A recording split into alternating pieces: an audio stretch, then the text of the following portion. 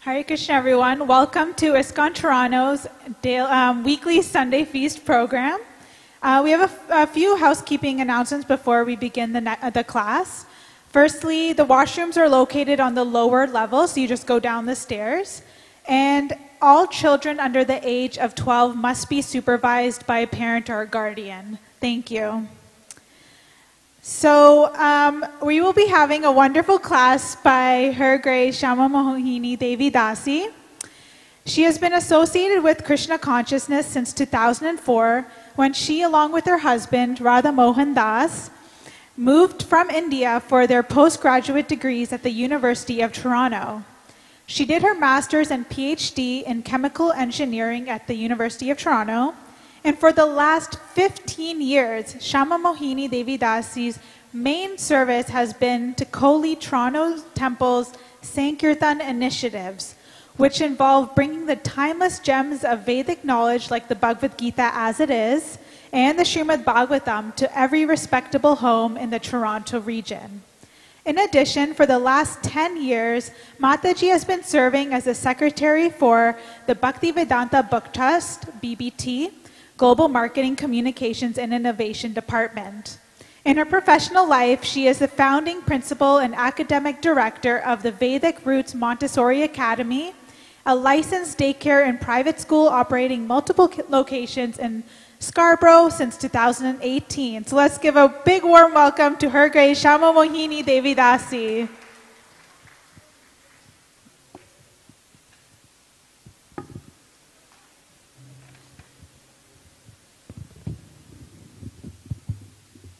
Hare Krishna. We can start off by chanting Jai Radha Madhava. Jai Radha Madhava Kunja Bihari.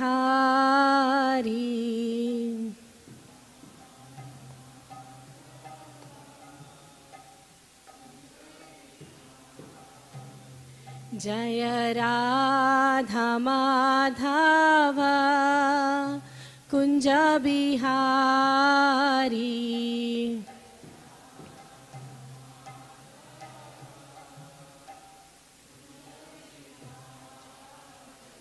Jaya Gopi Janavalabha Girivaradhari.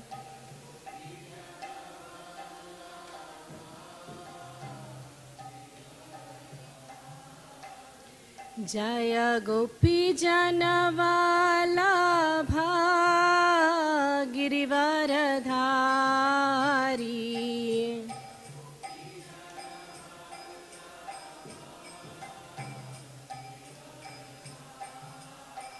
Yashodanandana Vrajajana Ranjana.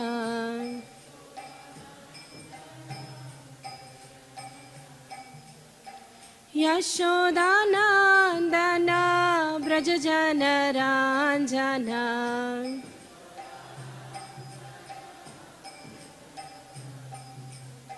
Yamuna Tira Vanachari.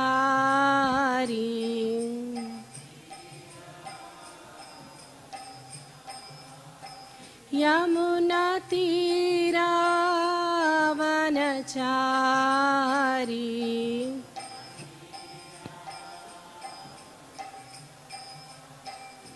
Jaya Radha Madhava Kunja Bihari.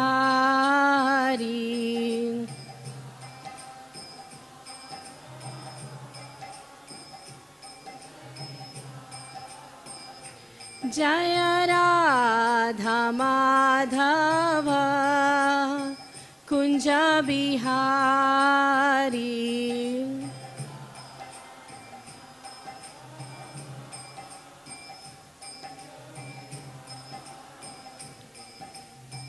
Hare Krishna, Hare Krishna, Krishna Krishna, Hare Hare, Hare Rama, Hare Rama, Rama Rama, Hare Hare.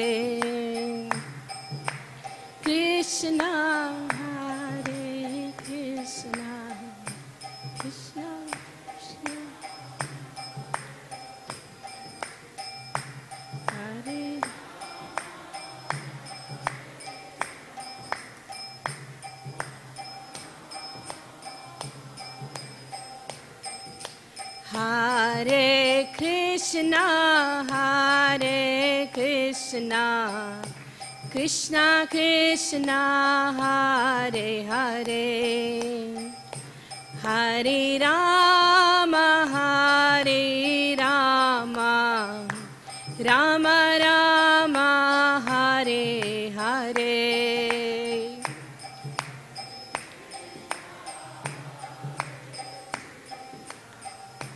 Krishna Krishna, Hare Hare, Hare Rama, Rama Rama, Hare Hare, Hare Krishna, Krishna Krishna, Hare Hare, Hare Rama, Rama Rama, Hare Hare.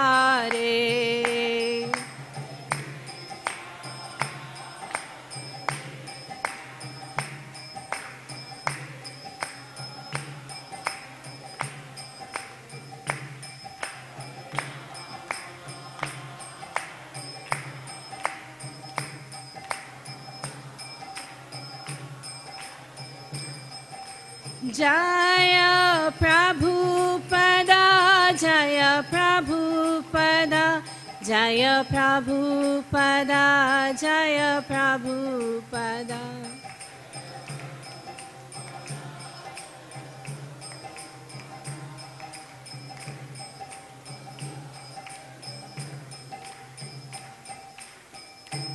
Srila Prabhupada ki jai.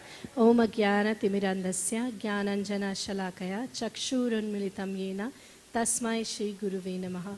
I offer my most respectful obeisances unto Srila Prabhupada and to all my spiritual teachers who have allowed me to continue in this path of Krishna consciousness, encouraging me and ignoring all the mistakes that I continue to make. Thank you all very much for joining us here on this very warm evening. I'm sure you had a very easy drive or walk to the temple, yes? Well, it marks November, December. The winter in our very nice, warm area is characterized by snow. And so today is the first snowfall of the season, and we can rejoice in that. New things are nice, and the first snowfall of all the rest is the best. And after that, confirmed. So also this time of the year is synonymous with, as you can see, the Bhagavad Gita can't stay back. It's eager to jump in your hands. It's synonymous with the Bhagavad Gita, sharing and reading and sharing of the Bhagavad Gita. The Gita Jayanti, as I'm sure will be announced very shortly, is on December 1st, which is a Monday. It's the day of the advent of the Bhagavad Gita, the day when the Bhagavad Gita was spoken by Lord Shri Krishna. And many people all over the world, actually, I don't know if Radhapriya asked, but is there anybody here for the first time? Wow, what a day. Congratulations. Thank you for joining us for the very first time on this very beautiful day. So the Bhagavad Gita, many of us, most of us have heard about the Bhagavad Gita. Many famous people read the Bhagavad Gita. They endorse the Bhagavad Gita. People from Mahatma Gandhi to Albert Einstein and many modern day influencers, like to quote from the Bhagavad Gita. But what exactly is the Gita? The Bhagavad Gita is known as the Gita Upanishad. It is the essence of all the Upanishads. Upanishads are ancient texts of knowledge. And it is said that if we compare all these many, many texts of knowledge to a cow, the Bhagavad Gita is the essence, which is the cow's milk, that's coming to us in a very condensed form. Because I don't know about all of you, but most people these days are really busy to read. They don't have time to read many books. They don't even have time to read one page. So in our current day, very busy lives, Bhagavad Gita is the perfect zip file. It has all the condensed knowledge of everything that we need to read and learn to know in our lives. Because it's the essence of the Vedic scriptures, many Vedic scriptures give glories of reading the Bhagavad Gita. You know, if you recite a chapter of Bhagavad Gita every day, you can repent all the mistakes that you've made. If you recite a certain number of verses every day, you can go to such and such planet. So all these glories are extolled in the Vedic scriptures. But a goal that's a future goal is of less relevance to us when in a current day life we may be suffering, or we may be stressed out, or we may be anxious, or we may be worried about what's going to happen in the future. You know, yeah, if I read the Gita, I may go to such and such planet, but what about today? And that's where the beauty of the Bhagavad Gita lies. Not only is it a scripture that should be treated with reverence, it's actually a guidebook that people can take off the shelf of your mandir, of your revered place at home, and read it and imbibe it in your life. The Bhagavad Gita is an active dialogue between Krishna and Arjuna, not sitting at the comfort of their house, you know, just philosophical debate. So what should we do with life? That's not what the setting of the Bhagavad Gita is. It's spoken on the battlefield. Nothing more stressful than a battlefield, a real battlefield where people are actually fighting. And our main hero, Arjuna, had this confusion, a moment of confusion. Should I do this or should I do that? How many of you, on an average, have at least one situation a day where you wonder, should I do this or should I do that? Please raise your hand. It'll help you stay warm too. Thank you. So many of us experience that duality. Should I choose this or should I choose that? And the Bhagavad Gita is a guidebook. It's the GPS.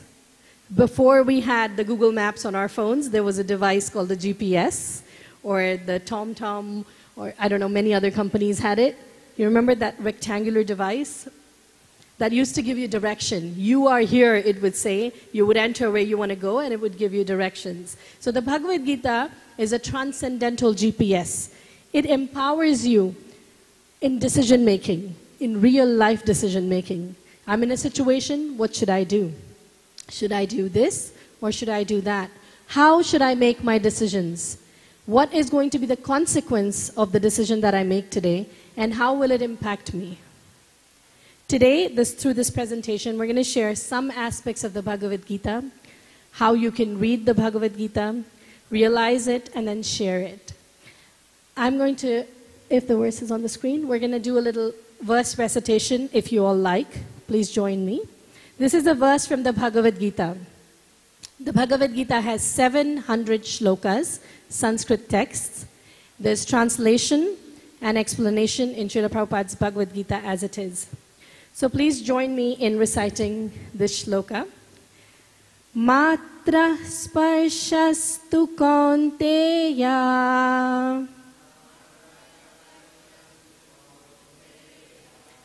Matra sparshastu kaunteya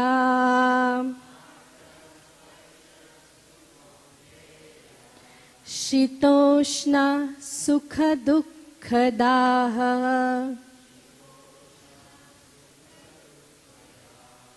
Shitoshna sukha dukkadaha Agama paino nityas Agama paino nityas Tamstatikshasva bharata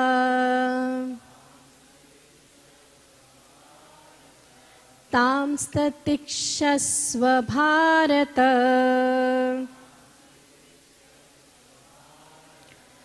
The translation says, O son of Kunti, the non-permanent appearance of happiness and distress and their disappearance in due course are like the appearance and disappearance of winter and summer seasons. They arise from sense perception, O scion of Bharata, and one must learn to tolerate them without being disturbed. I picked this verse because I thought it was very relevant to the day today. The non-permanent appearance of happiness and distress is like the appearance of winter and summer seasons. And what must we learn to do is to tolerate them. Because just like the winter in Canada, which is very long, it finishes and the summer comes. Similarly, happiness and distress come and go of their own accord. No matter how much I cry about the heat or the cold, it's not going to change, is it? No. So we must learn to tolerate. And that's one of the first lessons the Bhagavad Gita teaches. Of course, the Bhagavad Gita has infinite lessons, and if all of you were to share a lesson from the Bhagavad Gita that's close to your heart, I'm sure we would all derive very personal lessons, because it's a live book. Krishna is speaking the Bhagavad Gita, and he's not just speaking it to Arjuna. Arjuna was a medium. He's speaking to all of us. That's the difference between a material text and a spiritual text. A spiritual text adapts to the consciousness of the receiver.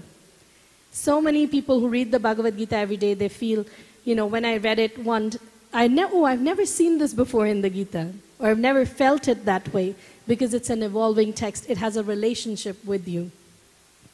So in any situation we are in life, the non-permanence of the situation is what keeps us equipoised. If it's a great time, don't get too puffed up, which means don't get too proud and think, oh, I'm the best, I'm better than everybody else, and because it's going to change. And if you're really in the dumps, there's no looking up, it's also going to change. So we must take heart in the fact that all these things change, and actually, we just need to tolerate it. But you must not just sit on the couch and tolerate it, you must also fight, do your duty. Krishna didn't tell Arjuna, you're feeling sad, it's okay, you're going to feel happy soon, just sit and watch some TV. He said, go, stand up, do your duty, fight. Fight for the sake of your duty. You must do your duty. And then, do your duty and demand the results? No. Do your duty and just don't expect the results. Just do your best. Your endeavor is in your hands, but what you get out of the endeavor isn't in your hands. So these three things, my humble realization, I wanted to share, because many times in our life, we face difficult situations. The Bhagavad Gita describes that the nature of the world that we're living in. It's dukhalayam ashashvatam. There's so much misery, and it's transient. Even if you don't have any misery right now, things are going to change, and there's going to be something that's going to bother you. If everything else is fine, you may have a toothache, and that's really painful too. So it's the nature of the world. There's going to be pain, and it's non-permanent. Relationships don't stay. Our loved ones don't stay with us forever. Money doesn't stay with us. Health doesn't stay with us. Things change. So everything is non-permanent. We must learn to tolerate, but while we're tolerating, we must do our duty. We must fight. Don't give up. No matter what challenges there are, don't give up. You should not give up because the result is guaranteed. You should not give up because that's your duty. It's our duty to fight till the last moment. And the results, they're sanctioned by Krishna. So they're not in our control. But when we do our duty, you're not going to get any reaction because you tried your best. You got counted by showing up. So these three things that I just shared are part of my humble realization of the Bhagavad Gita. There is more than 500 editions of the Bhagavad Gita in the market. At least there were a few years ago, and I'm sure it's only increased. When you buy something, even though you can't really purchase spiritual knowledge, when you buy something, you check for reviews, Amazon reviews. You check to see how many people used it, how many people had a bad experience, product recalls. So the Bhagavad Gita, this Bhagavad Gita version, the Bhagavad Gita as it is, which has been translated by Srila Prabhupada, is very unique because the name says that it's Bhagavad Gita as it is. The original text coming down as it is. And what makes it as it is the unbroken chain of student and teacher that comes to Srila Prabhupada, the founder Acharya of ISKCON, and the translator of this Bhagavad Gita as it is, all the way from Krishna. So for those of you who don't have this copy of the Bhagavad Gita, I encourage you to at least walk up to it during Prasadam time and open the preface and see the unbroken chain from teacher to disciple, teacher to disciple. So like, you know, we have a conversation, you and I tell you something. And then you go back and narrate that experience to someone. If you add your own interpretation into it, it's not what I said, right? It's what you understood of what I said. So it's not as it is. That's the difference between the Bhagavad Gita as it is and the other 499 editions in the market. It's the word of Krishna as it is. And this Bhagavad Gita is also relished through many scholarly, by many scholars in many universities. And I encourage you to have a look at the Bhagavad Gita if you don't have one. It's also been translated in over 70 languages all over the world, making the knowledge of Bhagavad Gita accessible to one and all. So in today's presentation, I have 3 points to make. The first one is to read the Bhagavad Gita because it brings about peace, transcendence, and connection to Krishna's words in our life. It's the live wire. When we touch it, it brings live wire, well, don't touch it, but it brings electricity. Krishna's words, when you touch it, it brings spiritual energy into your life and it uplifts. That's the role of the spiritual energy. It uplifts you wherever you are. And the second one is to realize, apply it. Realization means to apply it in my own life. What makes sense to me? And the third one, I'm going to hold off. But I'm going to call for some help here. Mukunda, come on here. I have a little friend here. Well, not so little, big friend, a tall friend here. This is Mukunda. He is a grade 11 student. And I've known Mukunda before he was born. He's the illustrious son of Satyabhama and Shyam Dulal Prabhu's. And Mukunda is going to tell us about his experience of reading the Bhagavad Gita. Okay. Come, no, stand here. Let's welcome him, guys. It's really a cold evening. Thank you. Give him some warm welcome. Thank you. Yes, Mukunda. Hare Krishna, everyone. My name is Mukunda. I'm a grade 11 student, as Mataji said. I'm a grade 11 student. So my experience with the Bhagavad Gita probably also goes back, like my relationship with Mataji, to before I was born. Because both my parents, I was very fortunate to be raised in a devotee family.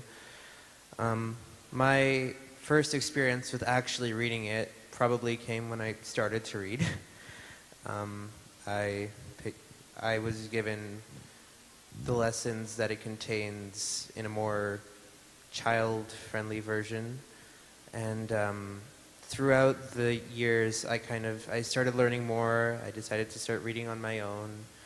Eventually our Sunday school started offering Bhagavad Gita classes, so with Mother Hemanti I took those classes for like 6 years, and then eventually I became her teaching assistant because she trusted me enough to do that, I guess. I'm not entirely sure why, but she trusted me enough, and I started participating in Gita contests ever since the original edition way back in, what was it, 2018? In 2018. And I've only just started really reading it like on my own without anyone teaching me or helping guide me through the lessons now. And one of my realizations, actually, it doesn't come from one of the parts that Krishna says, because Krishna only starts his instructions in chapter 2, but it comes from Arjuna's questioning in chapter 1, which is called Arjuna Vishada Yoga. So Arjuna is lamenting over his situation. And it kind of spills over into chapter 2. But the realization that I got from reading the translations and purports of those verses was that Arjuna here is like this great devotee of the Lord. He's like well known, and even he is experiencing these struggles, and he's asking Krishna, who he perceives as his friend and his relative, for help. So it gave me an insight that even though you may be like the best at anything, you still are going to have struggles, and that you're not always going to be able to deal with those struggles on your own. And so what it emphasizes primarily to me is the idea that it's okay to ask for help even at something that you're very good at. Thank you so much, Mukunda. It's amazing. Please give a warm hand to Mukunda. I think he deserves it. Thank you. It's true. No matter who you are, we all need help at some point in our lives. And like Mukunda quoted, Arjuna himself, who's an exemplary devotee, who's the hero of the Mahabharata, was in a situation where he needed help. And so Mukunda here shared his realization. I invite all of you to take a journey into the Bhagavad Gita, develop your own realizations, share them with somebody else. And that's the third part of my presentation. So read the Bhagavad Gita, realize the Bhagavad Gita, and radiate the Bhagavad Gita, or share the message. Unlike material things that we acquire, when we share them, they reduce. Yes? If you have, I don't know, what can you have? Some pizza, and you share it with someone, the pizza reduces in amount, right? You get lesser. But with spiritual things, what happens is when you share them, they increase. It's anti-axiomatic truths for math, but that's how spiritual knowledge is. When we share the knowledge that we've received, whatever little it is, it doesn't need to be very scholarly. It doesn't need to be very deep. But whatever it is that we share, it increases. You know why it increases? It increases because that's the nature of spiritual happiness. This concept of scarcity is a very material concept, that I have to guard what I have. If I share something, somebody else is going to patent it. It's a very material concept. In spiritual world, there's no dearth of it. There's no dearth of knowledge. There's no dearth of happiness. There's no dearth of relationships. So we don't have to be afraid. Krishna himself in the Bhagavad Gita says that there is no one more dear to me than he who shares this knowledge. And you know why he's saying that? Not because he wants to become famous and that everybody should know about Krishna, because he knows that without knowledge of spiritual existence, without knowing the non-permanent nature of what's happening in this world, many people are suffering behind the closed doors. In their lonely lives, people are suffering. But once they get acquainted with spiritual knowledge, once they understand, you know what? There's going to be a tomorrow. And what I'm doing today, I'm going to get the results of it. Even if nobody's watching what I'm doing, the results are going to come. Karma is a real thing. What goes around, comes around. People need to know this so that the suffering in these moments can be alleviated. And that's what Krishna encourages when he says that, there's no one more dear to me than he who shares this knowledge. Because Krishna, as our all-loving Father, he wants everybody to be happy. He wants everybody to realize that the gift of life that we have is very precious. We all have a great role to play. We just need to discover what we need to do. The second thing that sharing spiritual knowledge does is it reignites your own conviction.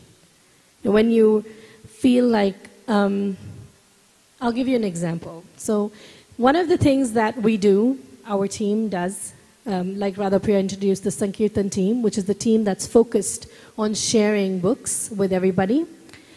Especially during this very warm time, we go outside. Every weekend, we go to different places in the city. So the last couple of weeks, we've been going door to door, which means we go in apartment buildings, we pack our bags, and we go and knock on people's doors. And we ask them, we tell them about the Bhagavad Gita or the other books, and we encourage them to invite the Bhagavad Gita and spiritual knowledge into their lives. The last weekend was the first weekend we went out after a long time. And many of us, most of us, like everybody here, we have jobs, we have kids to take care of, and chores to run. It was like, are we sure that we're going to do this? What's the point? People won't open the door. Nobody wants the book. All these things that the mind throws at you. And we knocked a door. And there was this lady. And we told her that we had the Bhagavad Gita. And this is our service. And you know what she told us? She's like, I've been waiting for this book. 2 years ago on my birthday, I had told my parents that I wanted to read the Bhagavad Gita. And I found it that day. But then I moved and I lost the Bhagavad Gita. And today is my birthday again. And I had this desire that I want to read the Bhagavad Gita, and here you are. And at that moment, I thanked her. I said, thank you for being there. Because by her being there, it reinforced our desire to be there. So when you see other people appreciate spiritual knowledge, it makes you feel, oh yeah, there must be something special. Let me open it and read it properly. It reignites, it re-inspires you. And the third reason why we must share this message is because it's kind of a debt. You pay it forward. Somebody gave us this knowledge, you know, unless you're, even if you're somebody like Mukunda who was born with it, he still owes it to his parents who shared that knowledge with him.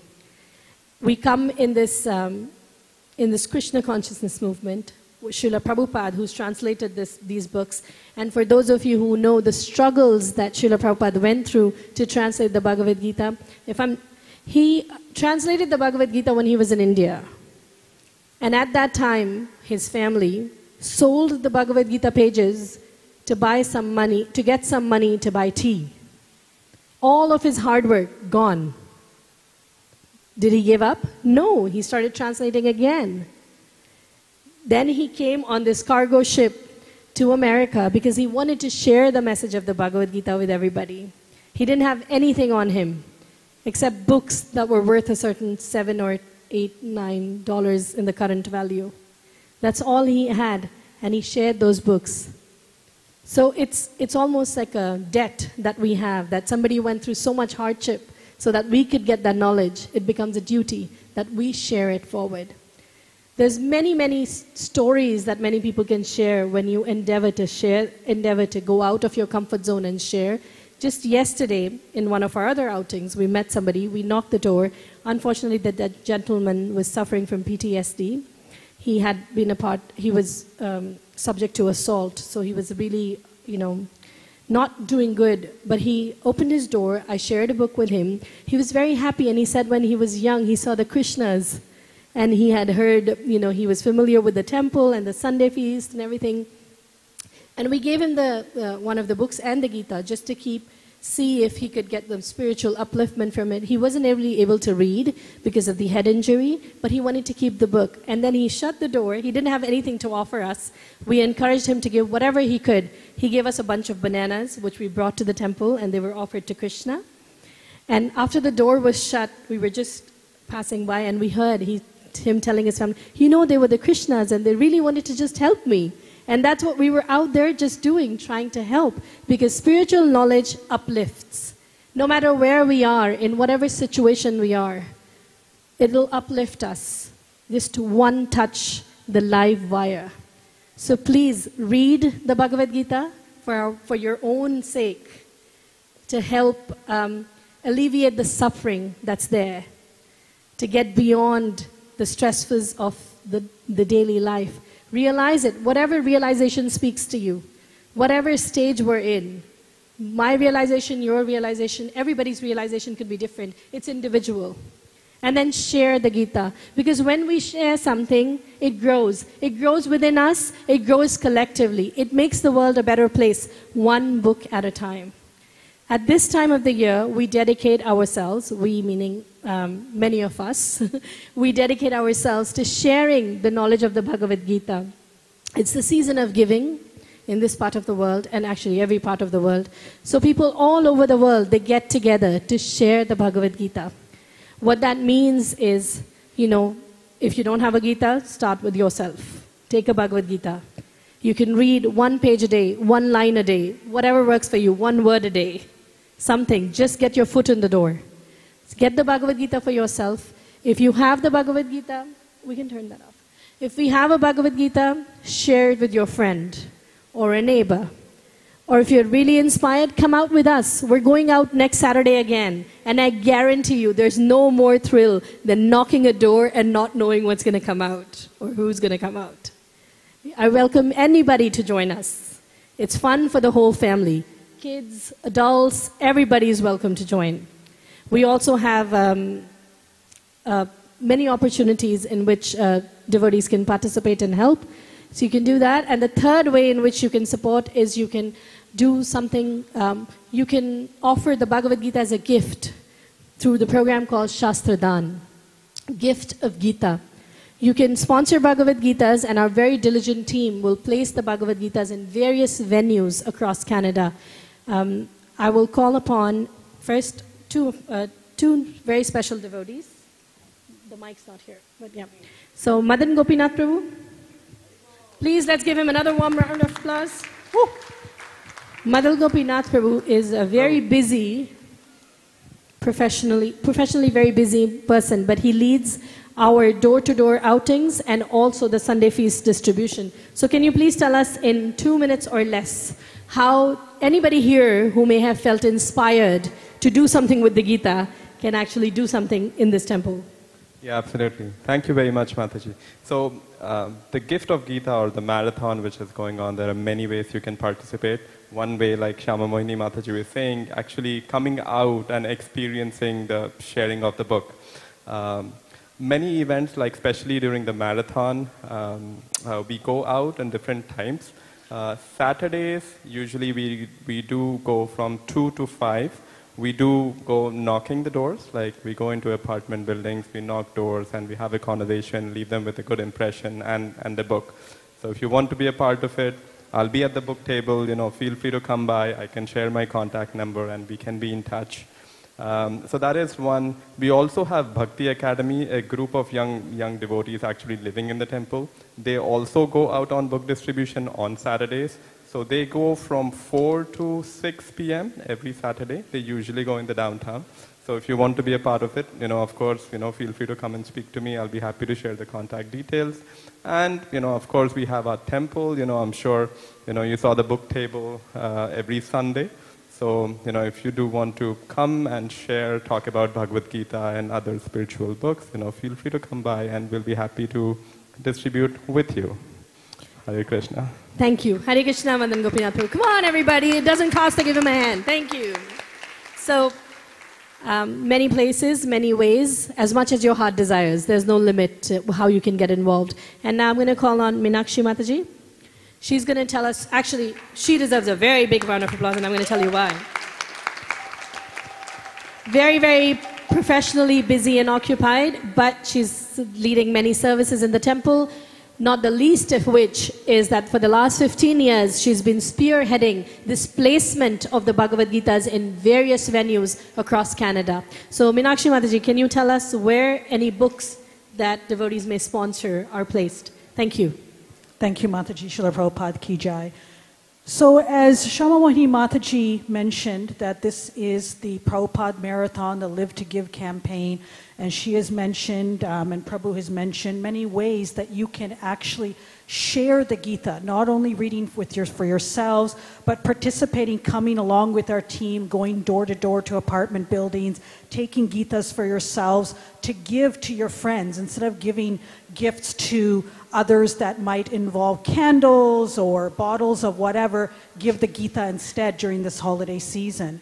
But another way is if you're a little shy, you don't want to come out door to door, maybe you don't want to give a gift, there's a third way to do this. Now, Shyama Mohini Mataji mentioned that all of us are at one point or another suffering, in doubt, confused, wondering what happens next. So that's not only us, but that's everybody in the world. And there are people in the world who are actually not able to come to the temple, not able to open their doors to us when we go door to door or on the street, because they might be in hospices, hospitals, prisons, long-term care facilities, and so forth. So we have a program called Shastradan, which is Gift of Knowledge, where we actually, with your help, by sponsoring these Gitas, we place them in a number of different venues, such as prisons and correctional institutions, where they're seeking some knowledge that why did this happen? Why did I do a wrong thing? Can I improve from here? And they get the Bhagavad Gita, they get the Srimad Bhagavatam, they get coming back, chant and be happy, and they come to some realizations. The same thing with long-term care. People or senior care centers. They have spent their whole life in a rat race. What comes next? Their families are also wondering. They're at the end of life. A perfect time to at least grab on to a Bhagavad Gita and get that knowledge. It can happen anytime. We give it to the armed forces as well. You know, Arjuna was also fighting on the battlefield. Well, these armed forces, these military men and women, they're going out in the field, they're facing all sorts of atrocities, and they're wondering what is going on. They also have things like PTSD. And so we place the Bhagavad Gita so that when they're deployed, they can take the Gita with them and read it. And so many different venues like airports, libraries, schools, and universities. People are curious about philosophy. So there's many different ways that we can get these books to others, but it takes your help to sponsor those books so we can actually do that. We also place at the Toronto Pearson Airport. They just ran out of books like 2 days ago, and we happened to call them and said, perfect timing, we just ran out of our last book. So, you know, people go there to the multi-faith rooms, the prayer rooms, and you know, they're stressed out, so they get a Bhagavad Gita. They take it on the plane. Relaxes them. It answers their questions. So please help in the Live to Give program in any of these various ways. Thank you very much. I'll hand it back to Shama Mohini Mataji. You can put the mic. Thank you. Well, through the different guests who I invited on today, I hope you can see that no matter who you are, there's room to read, realize, and share the Gita. There's many ways in which you can do it. I really hope that at least someone will join us next week. And there's also different ways in which you can use your talent. I'd like to mention Geeta here. She's into making films, as far as I understand, and she's made a really nice film on the journey of somebody who's received a Gita and their transformation with it. I can't wait to see it, and I hope all of you will also get to see it soon. Thank you. So, you know, somebody may be very creative. You may like to make a song. So go for it. You know, do it for spreading the Gita. Whatever talents you have, you ready for the song? Whatever talents you have, use it to share the message of the Gita. Remember, in material life, what we share reduces. And I know I've got lost half of you to the screen. But whatever in material life we have, we lose it when we share it. But spiritual life, when we share it, it grows. For the next 8 weeks, through the Live to Give campaign till the end of the year, we're going to focus on sharing the Gita. And I really, really hope that all of you will join us in this journey, whatever your capacity allows. Please come forward. You can take a Gita, buy a Gita to gift, or you can sponsor a Bhagavad Gita. Help spread the knowledge. Be the light of compassion and knowledge in someone's life, starting with yourself. Before we finish, we have a little song for you on the story of the Gita. They walk through the world, searching for meaning, for purpose throughout. So many doubts, yeah. Strolling down Wall Street, caught in the chase, chasing the cash but missing the grace. Feeling the pressure, losing their way, stumbling through life, never enough day after day. Then comes a hand with the Gita so bright, the spark of renewal, igniting the light.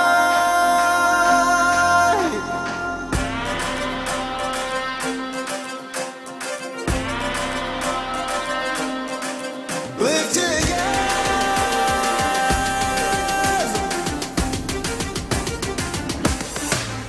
Bolo Hare Krishna,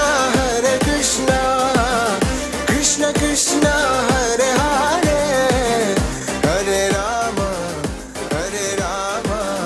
Rama Rama, Hare Hare. Hare Krishna, Krishna Krishna, Hare Hare, Hare Rama, Rama Rama, Hare Hare.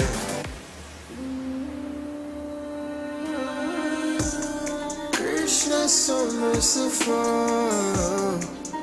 His words are here to stay. uplift us every day. In the Gita, true wisdom unfolds.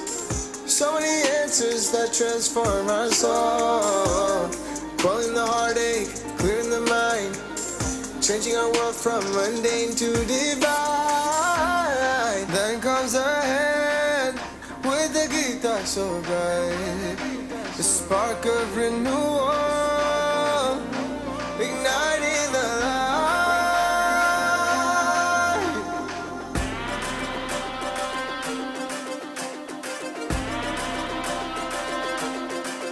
Live together.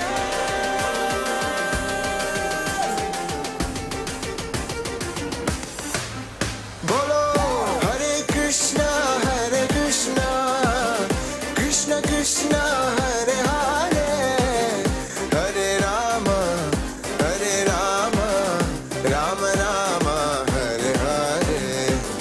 Hare Krishna,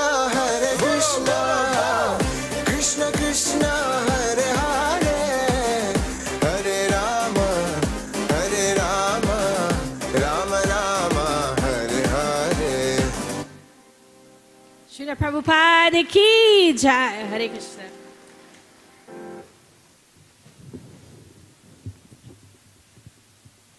Let's all give a big round of applause to Shamoni Mataji for that very empowering class on the Bhagavad Gita. So, who is ready to participate in the Live to Give campaign? Harino! Okay, so I just have a few announcements before we start the free vegetarian feast, the prasadam. Okay, so we will be observing the fasting of Uttana Ekadasi on Saturday, November 15th, and we'll break fast between 7:15 a.m. and 10:26 a.m., which is the next day. And then we're also very excited to announce that Gita Jayanti, which Shamoni Mataji presented in her class, the anniversary of the advent of the Bhagavad Gita will be on Monday, December 1st. And on that day, we will actually be reciting the entire Bhagavad Gita. So in English and Sanskrit translation, all verses. So it's a very, very special night because you get to read it all in one go.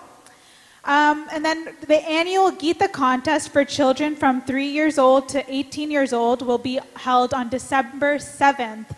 So for more details, you can reach out to the number or email on the Krishna Fun School flyer on the bulletin board outside. We're also very excited to announce that one of our congregation members, Uttamananda Prabhu, right over there, he is organizing a Holy Dham Yatra to Vrindavan, Jagannath Puri, and Mayapur between February 11th and February 26th. If you're interested in joining the Yatra, please register as soon as possible so that all the necessary arrangements can be made. And you can reach out to Prabhu for more details or also see the notice board outside. So please go see him because it's a very great opportunity. Prabhu, would you like to say anything else? No? Okay. For any darshan timings, upcoming events, or festivals, you can go to our website at torontokrishna.com. And today's cooks, we would like to offer a big appreciation to Mahayan Prabhu, Sudevi Mataji, and their dedicated team. So if you can give a big round of applause for them. And today we have 3 Sunday feast sponsors. The first sponsor is Ritu Khanna Mataji and Akshay Mohan Prabhu, who are sponsoring in the memory of their mother and grandmother, Veena Khanna Mataji, who passed away on August 5th. She was a longtime devotee and supporter of ISKCON Toronto. Our second sponsor is Harthik Joshi, and our third sponsor is Anonymous. So we're so grateful for all the sponsors of today's Sunday feast who are seeking the blessings of Shri Shri Radhakirti Gopinath. So let's all chant the Hare Krishna mantra 3 times just so we can give our appreciation. Hare Krishna, Krishna Krishna, Hare Hare. Hare Rama, Rama Rama, Hare Hare. Hare Krishna, Krishna Krishna, Hare Hare. Hare Rama, Rama Rama, Hare Hare. Hare Krishna, Krishna Krishna, Hare Hare. Hare Rama, Rama Rama, Hare Hare. Thank you. If you would like to sponsor a Sunday feast or offer to sponsor Didi garlands, you can approach a devotee at the front desk and they'll be happy to help. The altar door will be opening at 8 o'clock for Sayana Arti, and there'll be kirtan, and so please stay for that. But if you are still eating your prasadam, you cannot eat it in the temple room, so we humbly ask you to eat it outside or on the balcony. And then please do not throw away your leftover prasadam in the garbage. There will be organic bins, and a devotee over there will be able to help you out. So thank you so much for your cooperation. Hare Krishna, and thank you for coming.